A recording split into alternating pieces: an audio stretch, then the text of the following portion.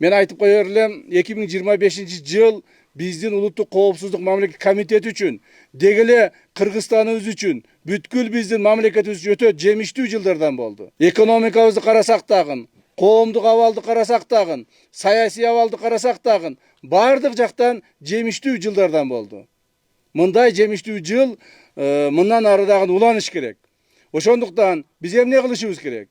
Мен ойлоймун, урматтуу президентибиз Садыр Нуркожоевичтин биздин алдыбызга койгон тапшырмаларын так, тыкыр, таза жана жыйынтыктуу аткаруу үчүн биз негизинен, урматтуу кызматкерлер, алдыбызга 2026 жылдагы иш пландарыбызды аныкташыбыз керек. Мен эми азыр ар бириңердин иш пландарыңар боюнча эмес, жалпысынан 1-2 чоң маселени көтөрүп кетейин деп атам. Бул биринчи маселе.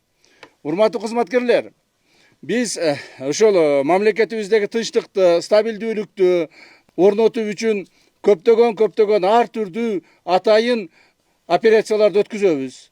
Атайын кызматтын жумуштарын аткарабыз. Ошол жерлерде негизинен биздин мамлекетибиз эмне болуп калган? Жанагы эле сөз менен эле айтып жыйынтык болбой келген. Бул деген уюшкан кылмыштуулук топторго каршы күрөш. Бул деген мамлекетибиздеги мыйзамдуулук тартибин орнотуш. Бул деген мамлекетибиздеги мамлекеттик органдардын арасындагы, кызматкерлердин арасындагы коррупциялык элементтерди жоюш. Мына ушул 3 негизги маселе сөз менен ар дайым айтылып келген, бирок жыйынтыгын бербей келген. Ошол 3 негизинен чоң маселени аткаруунун негизинде быйыл эң жакшы жетиштик.